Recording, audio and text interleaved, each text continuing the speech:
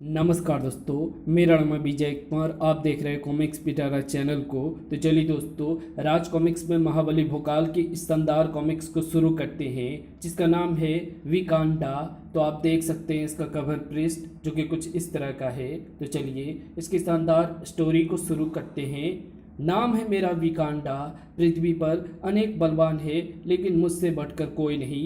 मेरे बाहुबल के आगे कोई नहीं टिक पाएगा। मेरी आंखों को एक ही चीज़ दिखाई देती है, दौलत। सारी दुनिया को दौलत लूट कर रहूँगा मैं चला। अच्छा, हाँ, मैं असल में कौन हूँ ये तो तुम्हें ही बताना पड़ेगा। विकास नगर, ये नया हीरा अयोध्या के महाराज रामचंद्र के राजमुकुट पर लगा हुआ था। वाह, महाराज विकास मोहन ने अपने विशाल खजाने की प्रदर्शनी लगाई हुई है।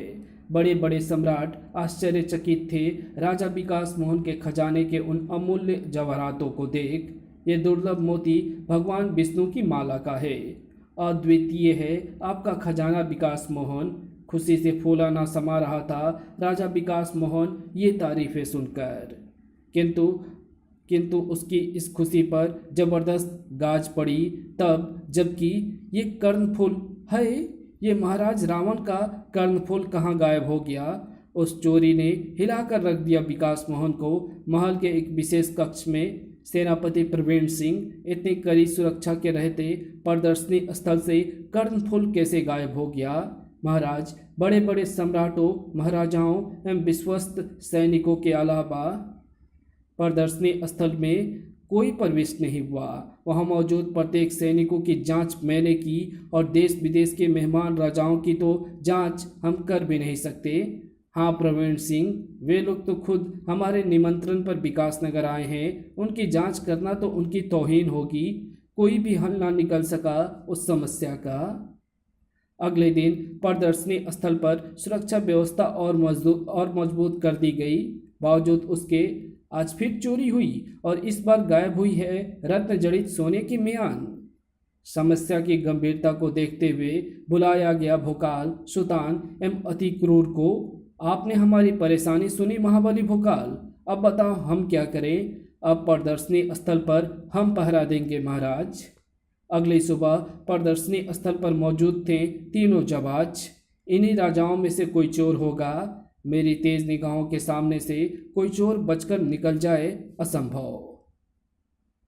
आज कोई चोरी नहीं होगी, तीनों को पक्का विश्वास था। किंतु तभी गूंज उठे राजा विकास मोहन के हैरत भरे स्वर। चोरी हो गया, चोरी हो गया, आज तो सोने का पुतला ही चोरी हो गया। तीनों उस तरफ लपके। आज तुम्हारे रहते वो मानव कद का स्वर्ण पुतला ही गायब हो गया। असंभव, ऐसा कैसे हो गया महाराज। हमारी नजरें एक पल भी नहीं चुकी थी, और फिर सबके रहते चोर बृहत्काय पुतला ले कैसे गया। फिर पूरा प्रदर्शनी स्थल ढूंढ मारा गया, किंतु कहीं नहीं है वो पुतला। महाराज कंस के मित्र हमारे पूर्वज राजा भीमसेन को खुद राजा कंस ने भेंट किया था। व्यथित हो उठे राजा विकास मोहन। हमें दुख इस बात का है कि कोई चोर हमारे रहते राजमहल में चोरी कर रहा है, तो राज्य का क्या होगा। महाराज, चोर जरूर कोई तिलस्मी एवं जादुई शक्तियों का धारक है। अगले दिन प्रदर्शनी बंद कर दी गई। प्रदर्शनी स्थल से सारा खजाना हटाकर सुरक्षित राजकोष में पहुंचा दिया गया। इत्मीनान की सांस ली राजा विकास मोहन ने। ये देश की अमूल्य धरोहर सुरक्षित रहे, यही बहुत है। किंतु उसी रात धत, ये मरा हुआ उल्लू कहाँ से आ पड़ा। उल्लू के पंजों से बंधा हुआ था एक संदेश। अरे, ये तो कोई संदेश है। भोकाल ने वो संदेश पढ़कर सुनाया। राजा विकास मोहन, खजाना राजकोष में रखकर निश्चिंत मत होना। तेरा पूरा खजाना चुराने आया हूँ, और पूरा खजाना चुरा कर ले जाऊंगा विकांडा। वो ऐसा कर सकता है। मुझे अपने खजाने के लिए कुछ करना होगा। महाराज, हम राजकोष पर पहरा देंगे, लेकिन वो फिर भी चोरी करने में सफल हो गया तो। नहीं, मुझे इसका कोई और ही इंतजाम करना होगा। चल पड़े राजा विकास मोहन महल के अंदर। राजकोष राजतांत्रिक टिल्लू के मंत्र बल से सुरक्षित करवाया महाराज विकास मोहन ने। राजतांत्रिक टिल्लू, हमें आपकी मंत्र शक्ति पर पूरा भरोसा है। महाराज, अब आपके सिवाय राजकोष में कोई भी प्रवेश ना कर सकेगा और कोई ऐसा दुष्प्रयास करेगा भी तो उसी वक्त भस्म हो जाएगा। राजतांत्रिक के कार्य से संतुष्ट होकर ही राजा विकास मोहन शयन कक्ष में जा सकें। अब राजकोष की तरफ से निश्चिंत हूँ मैं। शीघ्र ही गहरी निद्रा में डूबते चले गए राजा विकास मोहन। किंतु अगली सुबह महल में मच गई एक हैरत अंगेज खबर से हलचल। महाराज गायब हो गए हैं। महाराज महल में नहीं है। अपहरण हो गया है महाराज का। भोकाल चाचा, कहाँ गए मेरे पिताश्री? ढूंढ कर लाओ उन्हें। हाँ बेटा, हम उन्हें ढूंढ कर लाएंगे। तभी कक्ष के बाहर शोर गूंज उठा, विकांडा विकांडा विकांडा। एक सैनिक झोंके की भांति से कक्ष में प्रवेश हुआ। क्या हुआ सैनिक? राजकोष में चोरी हो गई महाबली भोकाल। चोरी? कैसे? किसने की चोरी? चोर पकड़ा गया होगा? नहीं महाबली, चोर था विकांडा, अत्यंत बलशाली। गायब हो गया वो। नाम सुनकर हैरान हो उठे तीनों कक्ष से बाहर की ओर भागे। राजकोष तो तांत्रिक टिल्लू के मंत्रों से सुरक्षित था, फिर राजकोष का द्वार ज्यों को त्यों बंद था। महाराज विकास मोहन के अलावा भी कोई इसमें घुस सकता है क्या? भोकाल राजकोष के भीतर राजकोष की तरफ बढ़ा। देखना पड़ेगा तांत्रिक टिल्लू के मंत्र बल की शक्ति। उफ! तांत्रिक टिल्लू की मंत्र शक्ति ने झुलसा दिया उसका हाथ। पीछे हट गया वो। आश्चर्य है, विकांडा किसी तरह अंदर प्रवेश हो गया। तभी वहां पहुंच गया तांत्रिक टिल्लू। मेरी मंत्र शक्ति अटल है। महाराज के अलावा राजकोष में कोई भी दखल नहीं हो सकता। महाराज के अलावा राजकोष में कोई दाखिल नहीं हो सकता, खुद मैं भी नहीं। सिर घुमाकर रख दिया था इस पहेली ने सभी को।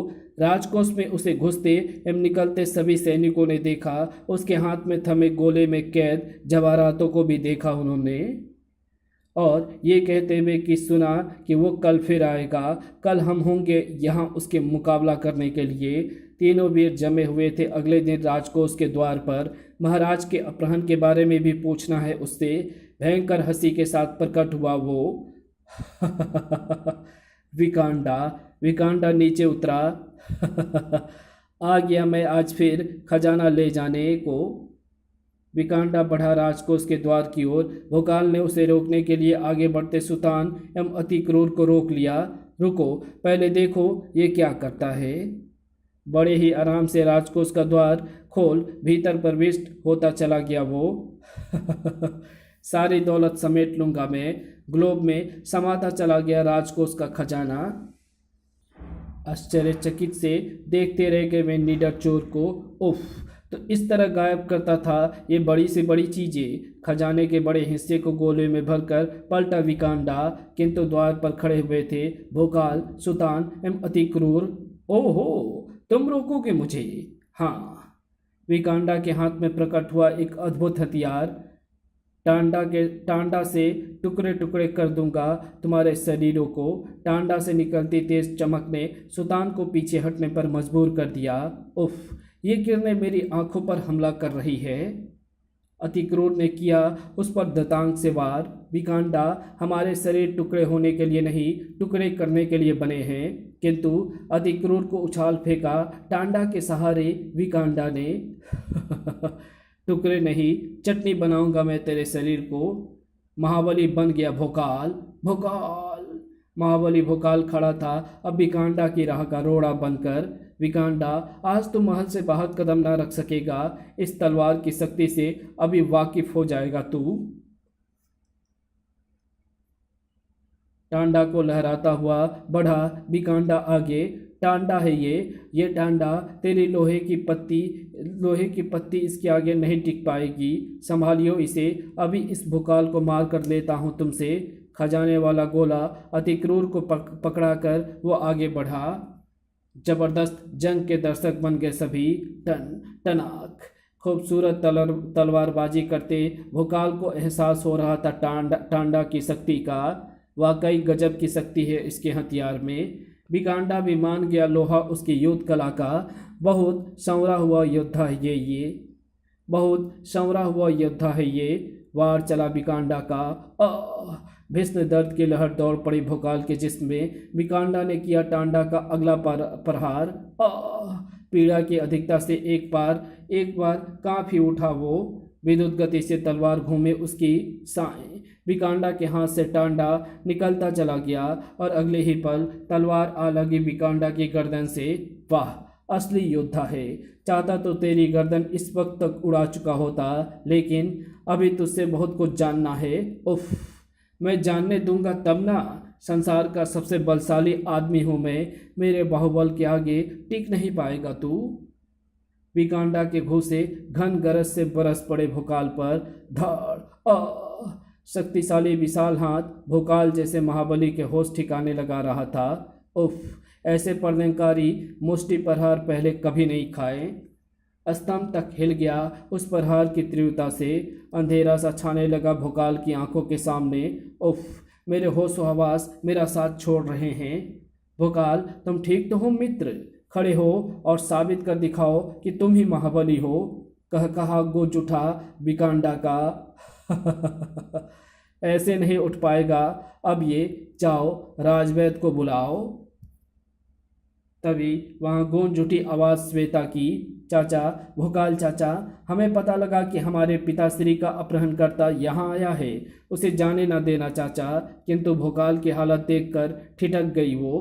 किंतु उसे देख भोकाल के शरीर में हरकत हुई। क्या हुआ चाचा, आप लेटे क्यों हो? मारो इसे, देखो ये कैसा खड़ा हुआ हंस रहा है।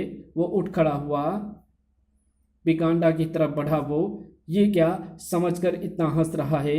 महागुरु भोकाल की शक्ति अपराजय है, असीमित है। पंजे ने घोंसे का रूप लिया और तेरा हंसना मुझे अच्छा नहीं लग रहा है शैतान। धम, तड़प गया विकांडा। अगले घोंसे ने तो उछाल ही फेंका उसे। और अब तो वाकई जल्दी ना उठ पाएगा। खंबा तोड़ता हुआ उसका शरीर वहीं ढेर हो गया। शाबाश चाचा, वाह भोकाल। भोकाल बेमिसाल। फिर विकांडा के बेहोश जिस्म को वहां से हटाकर कारागृह में कैद कर दिया गया। खजाने वाला गोला अति क्रूर के कक्ष में रखवा दिया गया। ये यहाँ सुरक्षित रहेगा, शाही बाग में। मुझे अब तक ये समझ नहीं आया कि वो राजकोष में घुस कैसे जाता था और उसने महाराज का अपहरण क्यों किया। उसके होश में आने पर सब मालूम पड़ जाएगा। तभी एक सुरीली आवाज ने उसके कदमों में जंजीर डाल दी। सुनिए। और उसे देख ठगे से खड़े रह गए तीनों। खूबसूरती में जो परियों को मात कर रही थी, तीनों के ही मुख से एक साथ निकला, कौन हो तुम सुंदरी?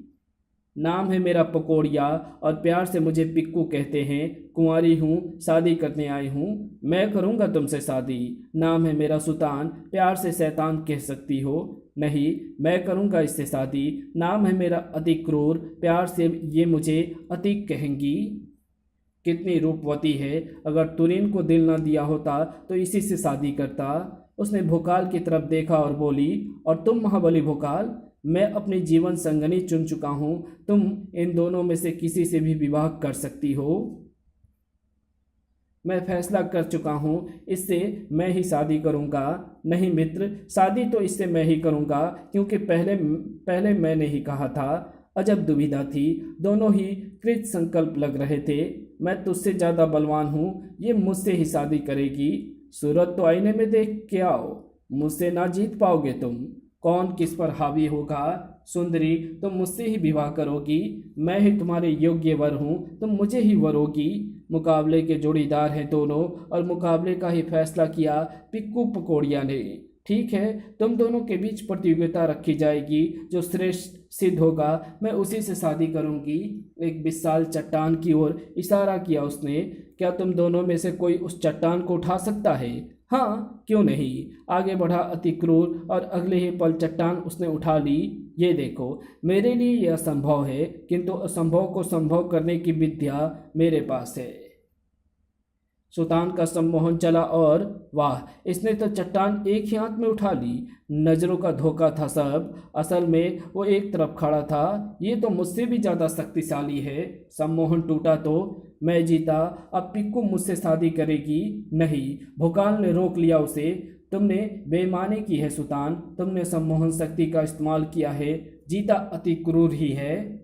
मित्र को धोखा दिया है तुमने एक स्त्री को पाने के लिए। इतना गिर गए तुम। शर्मिंदगी से नेत्र झुकते चले गए सुल्तान के।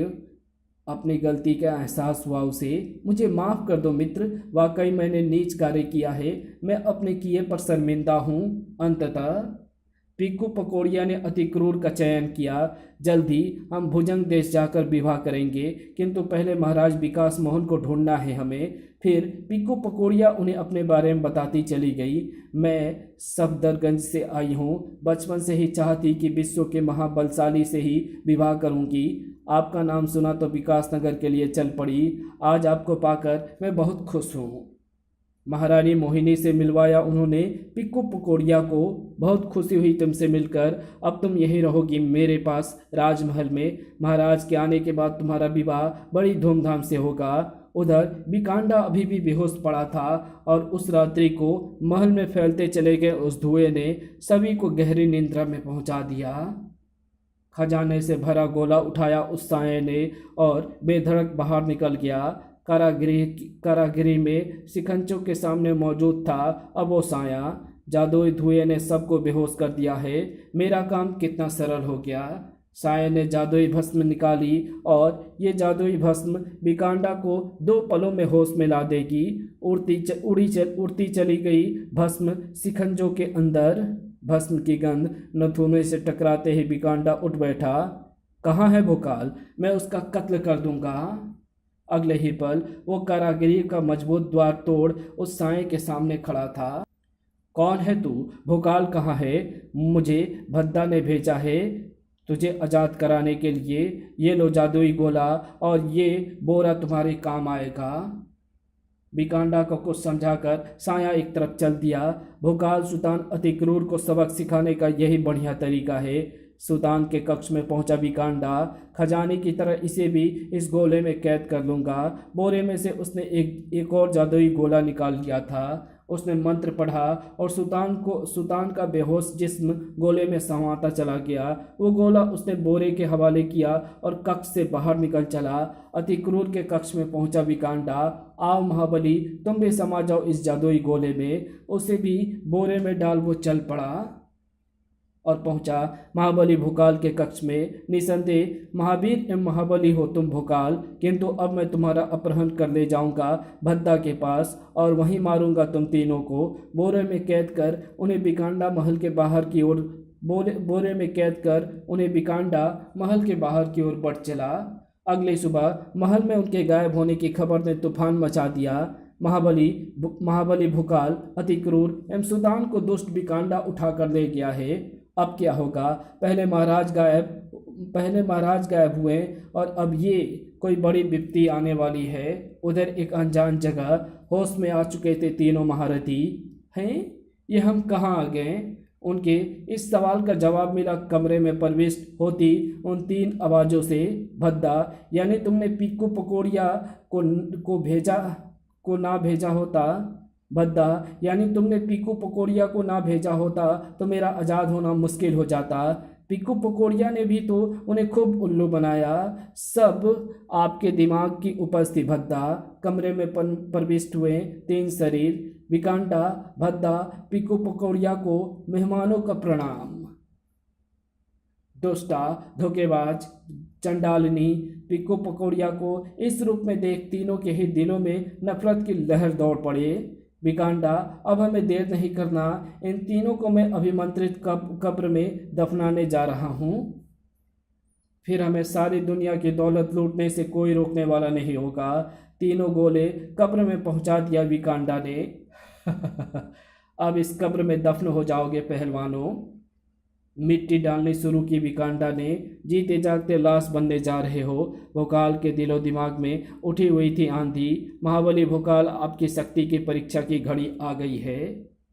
भोकाल, आज़ाद होते ही एक क्षण की भी देर ना की महाबली भोकाल ने। तुम्हारे दुष्ट विचारों को पूरा ना होने दूंगा मैं। तुम्हारे दुष्ट अरमानों को नाकामयाब कर दूंगा मैं। बिकांडा ने दीवार पर टंगा भारी फरसा उठाया और उसे भयानक ढंग से लहराता हुआ वो भोकाल की तरफ बढ़ा। भोकाल, अब तुम शेर की मात में हो, यहाँ से बच के ना निकल सकोगे। शेर का शिकार शेर की मांद में ही घुसकर करना सीखा है मैंने। बिकांडा की तरफ बढ़ते भोकाल को जकड़ लिया इस जाल ने। बस अब और नहीं भोकाल, पहले ही बहुत देर हो चुकी है। जाल में फंसे भोकाल ने बहुत कोशिश की आज़ाद होने की, किंतु व्यर्थ। विकांडा, अब तुम इसे अभिमंत्रित जादुई गोले में कैद कर लो। इस जाल में कैद ये दोबारा बाहर ना निकल पाएगा। ज़रूर। भोकाल को अपनी हार स्पष्ट नजर आ रही थी, क्योंकि अब ये बात उसे अच्छी तरह मालूम थी कि एक बार वो गोले में कैद हुआ तो फिर वो बाहर ना आ सकेगा। उफ। विकांडा के कदम निरंतर नज़दीक आ रहे थे, किसी भी क्षण कुछ भी हो जाने वाला था। तभी तभी गूंजा एक धमाका। धमाका। उस दूसरी मूर्ति को भी उछाल फेंका पीकू पकौड़िया ने, और इस बार टूट पड़ा सुतान वाला जादुई गोला। खनाक। ये क्या किया तूने? इन्हें क्यों आज़ाद कराया तूने? तेरा खेल खत्म करने के लिए। उलट गया दिमाग भद्दा का। पीकू पकौड़िया के इस विद्रोही रूप को देख। वो शीघ्रता से विकांडा की तरफ पलटा। जल्दी करो विकांडा, इसे जल्दी कैद करो। विकांडा पर उछाल फेंका सुतान ने खजाने से भरा गोला। गोले के टूटते ही खजाना परिवर्तित हो गया विशाल रूप में, और विकांडा छुप गया खजाने के ढेर के नीचे। और भद्दा को पहुंचा दिया अति क्रूर ने दतांग के भरपूर वार से यमलोक। ले मर दौलत के भूखे भेड़िए। भद्दा के मरते ही आज़ाद हो गया भोकाल। धन्यवाद अति क्रूर। तभी खजाने के ढेर का सीना चीरकर बाहर निकला विकांडा। भोकाल, तुझे नहीं छोड़ूंगा मैं। भोकाल ने लगाई हुंकार। अब मेरी तलवार तेरा खून चाट कर ही वापस आएगी। तभी गूंज उठी आवाज पीकू पकौड़िया की। नहीं, रुक जा भोकाल, विकांडा ही राजा विकास मोहन है। हैरत अंगेज रहस्य दो उद्घाटन था वो, जिसने भोकाल के कदमों को जाम कर दिया। क्या? और विकांडा बदस्तूर भागता हुआ भोकाल पर वार कर बैठा। कचक। उफ। और इससे पहले कि वो दूसरा जानलेवा वार करता, चीख उठी पिक्कू पकौड़िया, अपनी तलवार से इसका कपाल फोड़ डालो, ये सामान्य हो जाएगा। भोकाल का हाथ तेजी से लहराया और खचाक खर टूटकर बिखर गया मजबूत चट्टान सा विकांडा का कपाल, और टूटकर बिखरता चला गया विकास मोहन के शरीर के चारों तरफ चढ़ा फौलाद का मजबूत नकली शरीर विकांडा का। तीव्र झटका सा लगा था राजा विकास मोहन के मस्तिष्क पर। है ये मैं कहाँ हूँ?